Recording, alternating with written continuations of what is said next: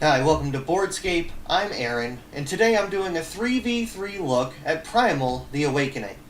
Now in the 3v3 format, I give you 3 reasons that I am excited for this campaign, 3 pros, and 3 reasons that I am worried for this campaign, 3 cons.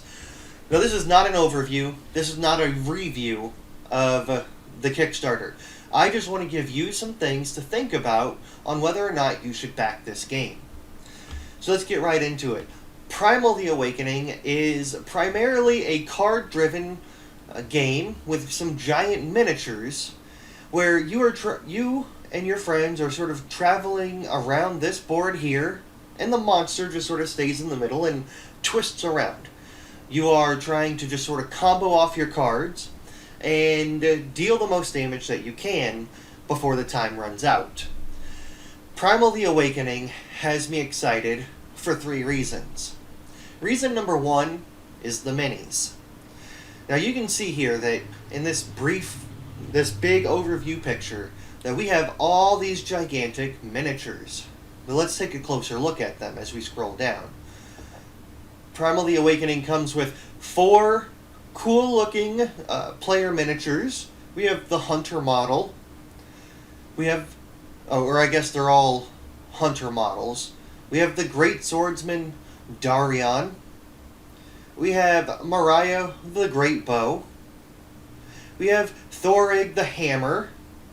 And we have Loinar the Sword and Shield. And these miniatures look good. They're nothing necessarily to write home about. Nothing that would make me want to back it right away.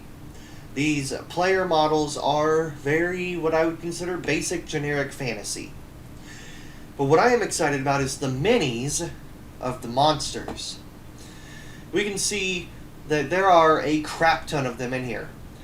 And I'm just going to sort of scroll down and show some of them. So we have Varaxin, which is a 60 to 90 mm scale. Just a dragon. And they cover all the bases with these minis. We've got this guy. We've got Toramot, the big penis head looking guy, right? We've got Digerax, another dragon. We've got Godzilla. We've got Fenrir. We've got Crabman. We've got a giant... What is this? I don't even know what the heck that is. A 4-winged dragon. We've got Beetleman. We've got Hornman. We've got... What is that? Like a lynx-looking cat dude. All these guys are basically straight out of Monster Hunter, right? So if you've played Monster Hunter, you've seen these minis. And what I would say is that these are a painter's dream. As a painter, I want to get these miniatures. They look fun to paint. They look interesting to paint. While they may not be the best quality of all time, I've seen quite a few painters mentioning that they wish that there was more detail in some areas.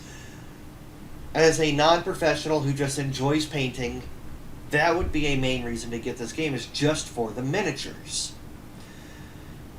And as we scroll down, we can see that there are all sorts of miniatures within the expansions as well. So you've got snakes and dragons and borealises and all sorts of stuff, right? So reason number 1 I'm excited for this campaign, the miniatures are amazing. Reason number 2 that I would consider a pro is that for me, I love card-based games, right? And Marvel Champions is one of my favorites of all time. And this is primarily a card-driven game, where you have your deck that you are building up and enhancing throughout the campaign, or as you progress. It's not really a campaign, but as you progress from monster to monster, you are getting better gear, better weapons, better armor, better shields, all these things to enhance your deck, that as you draw them, you are sort of comboing and looking for the best ways that you can play. Each card is going to have multiple different ways that you can use it, whether that is It's similar to Marvel Champions, where you are using the cards in your hands to pay for cards in your hand. So you might end up using 2 cards to pay for 1, and I love that sort of interplay. Dune Imperium has it also, and I have been loving that game lately. Look out for a review of that coming out within the next week or 2. The gameplay and the card play has me interested. The way that we are moving around this small map, trying to position ourselves either next to the monster, in front of the monster, behind the monster, to get the biggest benefit. My phone's going off. To get the biggest benefit of all is what I find interesting, right?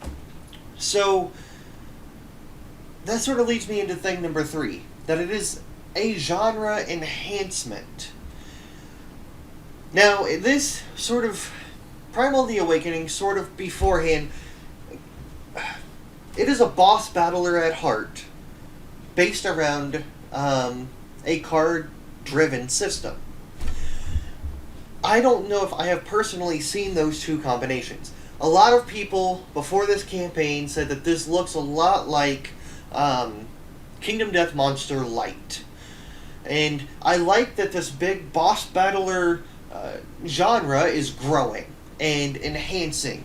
It is branching into different genres, right? So you have the boss battler, but now we're combining it with this card-based system, where instead of running around a giant map trying to kill a white lion and position yourselves within grass and behind walls, you are sort of staying on this miniature map, this mini map, and just moving around in a circle around the monster. The enhancements that this brings intrigue me. I'm not sure if they are going to necessarily be exactly what I am looking for, but I like that we are moving genres forward. We have just recently seen genres move forward with the combination of worker placement and deck builders, with Lost Ruins of Arnak, Endless Winters, Dune Imperium, all coming out at the same time, and I love that we are able to move board games forward. I think this game does that. I'm not sure if this is going to be the game that everybody wants it to be, but I think that it is going to be a good game, and a game that, like I said, is an enhancement on what we've had before. So 3 things that I like. The minis are awesome, and I can't wait to paint them if I get this game. I like the card play and the fact that I like that system, and I like that it is a genre-enhancing game. Now, there are going to be 3 things that I am worried about, and when I say worried, I don't mean worried in terms of whether or not this is going to do well as a Kickstarter. As you can see here, I think that it's already broken probably anything anybody thought that it would do. We all knew that this was going to fund. We all knew that this was going to be a game that people backed. I did not think that it would reach 6,000 backers on day 2. I did not think that it would reach $1.6 million on day 2.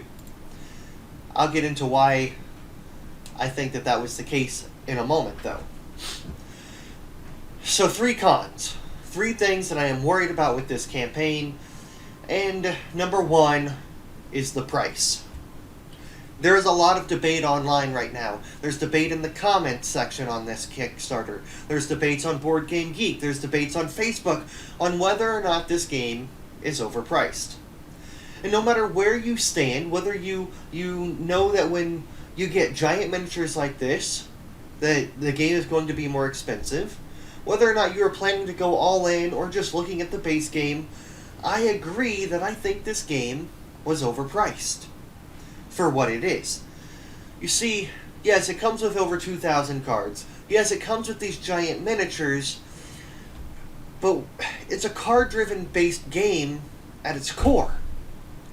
And I'm not sure that a card-based game is worth $170 for a base core or $300 for the all-in.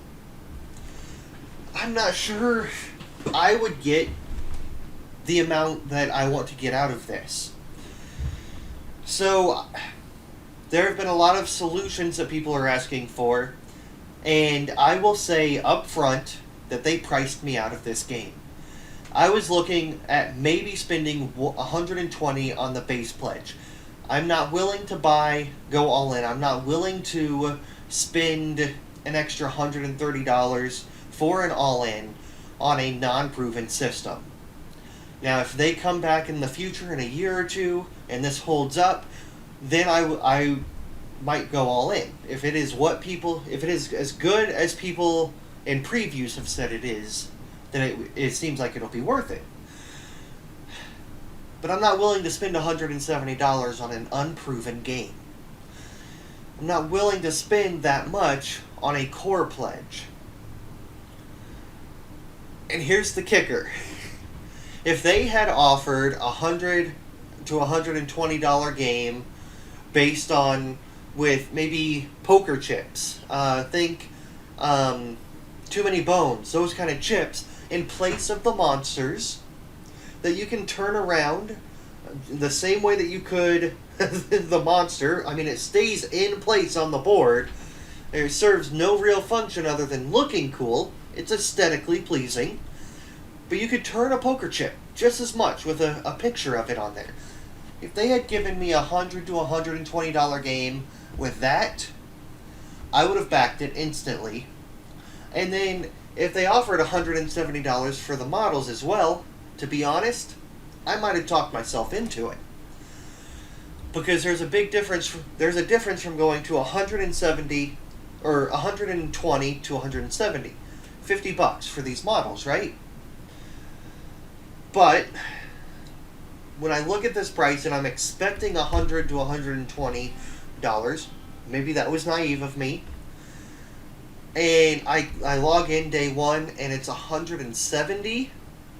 It was like a kick in the gut. It was $50 to $70 more than I was anticipating it to be. Again, maybe I was naive, but when I was expecting something less and it's more, it's hard to swallow. That leads me into this early bird pledge.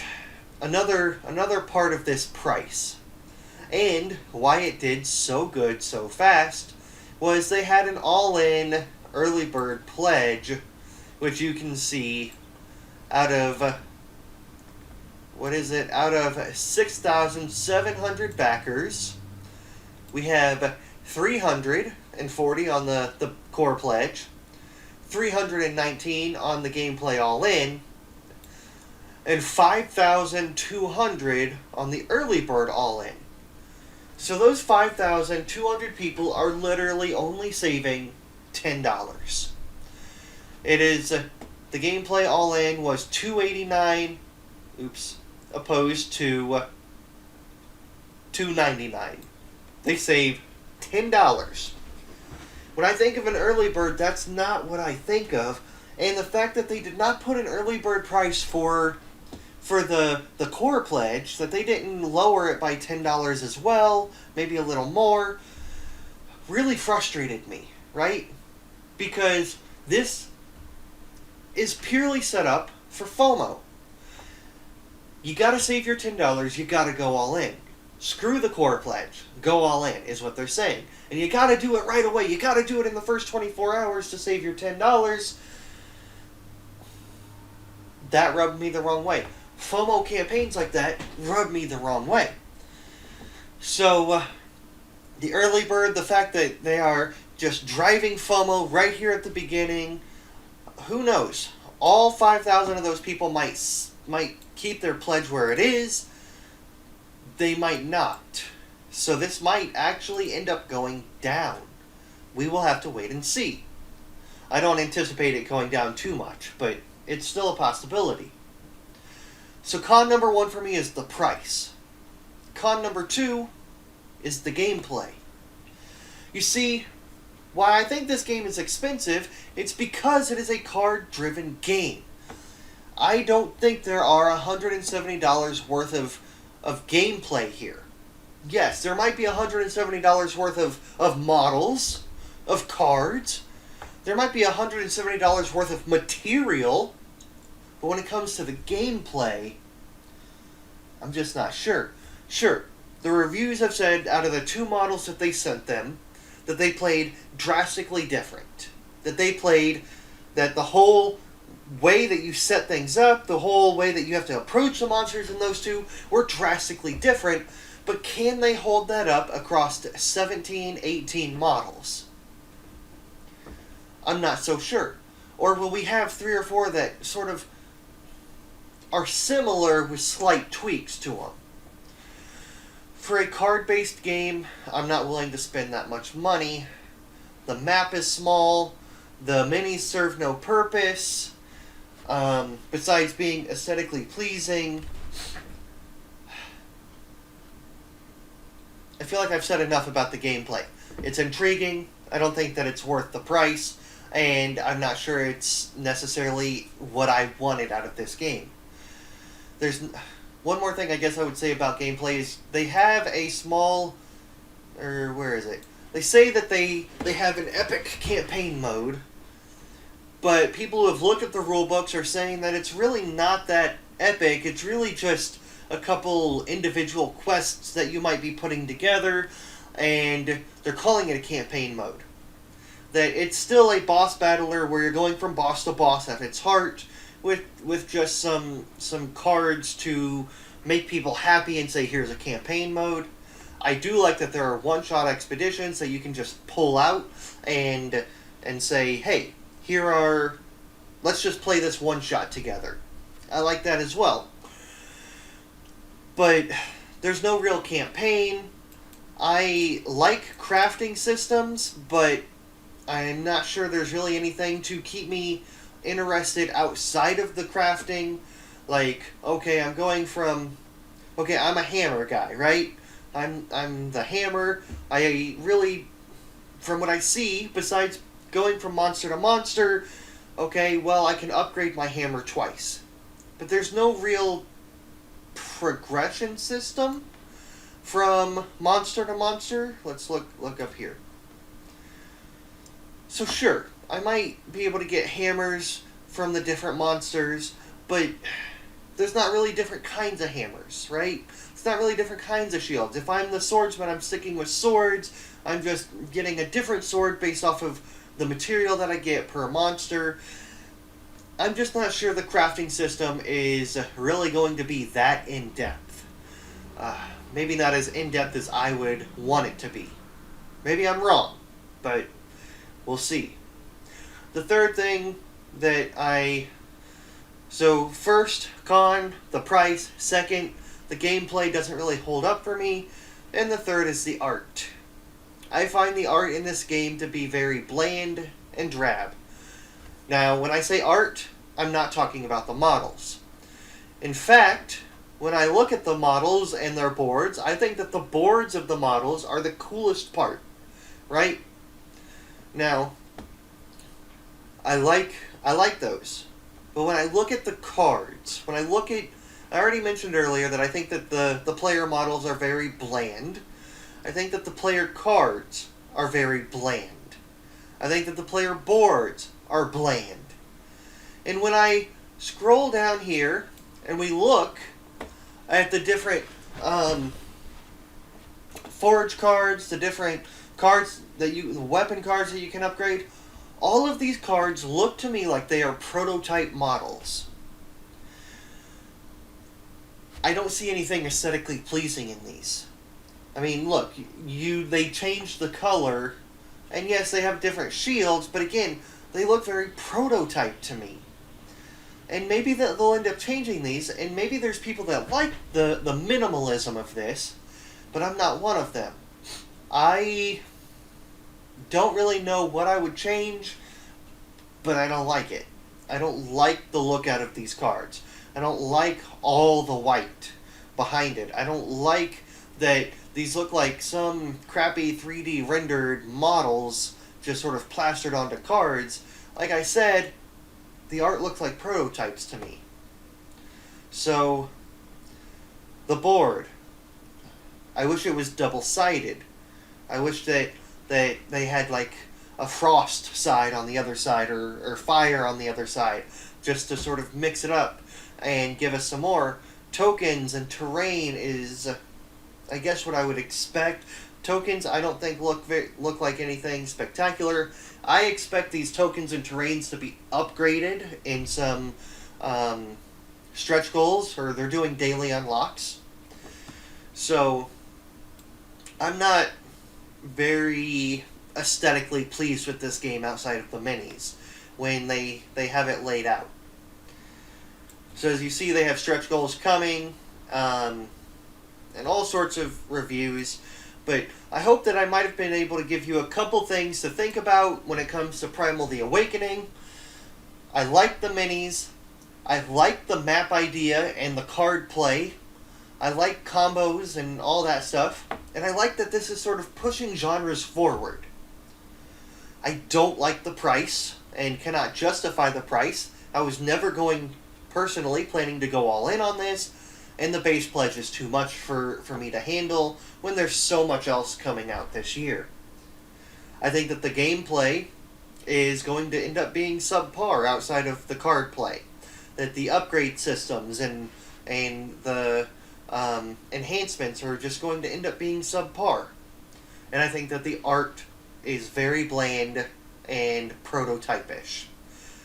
So, that's my 3v3, that's my 3 pros, 3 cons, 3 things to think about, or 6 things to think about when it comes to Primal the Awakening. Be sure to check out my other videos. I will have a 3v3 of Dune Imperium coming out within the next week or two, and as well as other fields. So be sure to stay looking for those. Subscribe below so that you can see when those videos come out. If you found this video helpful, go ahead and hit the like button. And thank you. As always, be sure to game on.